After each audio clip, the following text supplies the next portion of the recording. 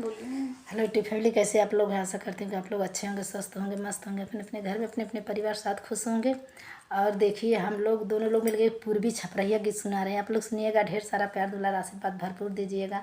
और चैनल पर नए हो तो चैनल को लाइक सब्सक्राइब जरूर करिएगा। कमेंट में बताइएगा कि हम दोनों लोग का गाना आप लोग को कैसा लगा। सुनिए।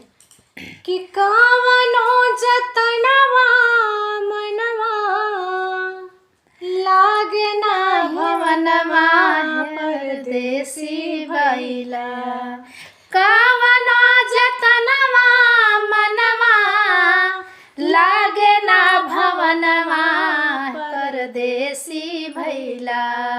गहमना कराय के सजनवा हो परदेसी भइला, गावना कराई के सजनवा हो परदेसी भइला।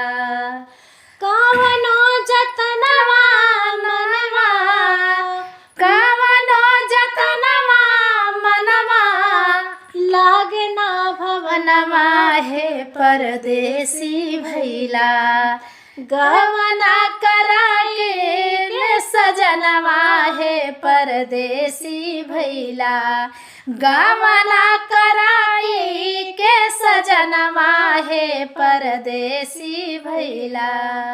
कि भावे ना सिंगार सोना लागला से जारिया, भावेला श्रृंगार सोना लागला से जारिया, देहिया स्नेह तोहर खोजला से जरिया, देहिया स्नेह तोहर खोजला से जरिया।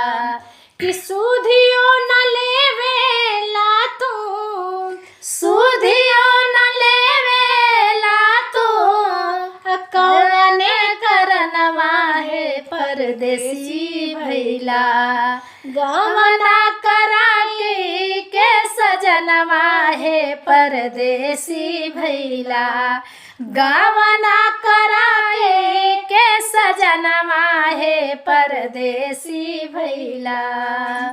कि बड़ा झुराइल काहे हमके भुला के, बड़ा झुराइल यारे बड़ा झुराइल कहा हमके भुला के, संगही में रखा लिया वही भुला के, संगही में रखा पिया हमके भुला के।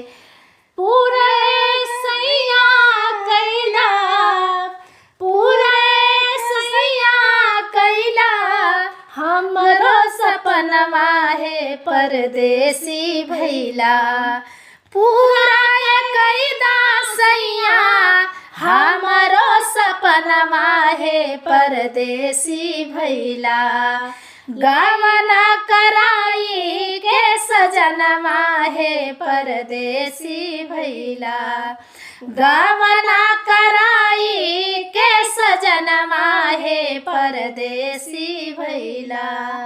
कावनो जतनवा मनवा, कावनो जतनवा मनवा लागे ना भवनमा हे परदेसी भइला, हे परदेसी भइला, गवना कराई के सजनवा हे परदेसी भइला, गवना कराई के सजनवा हे परदेसी भइला।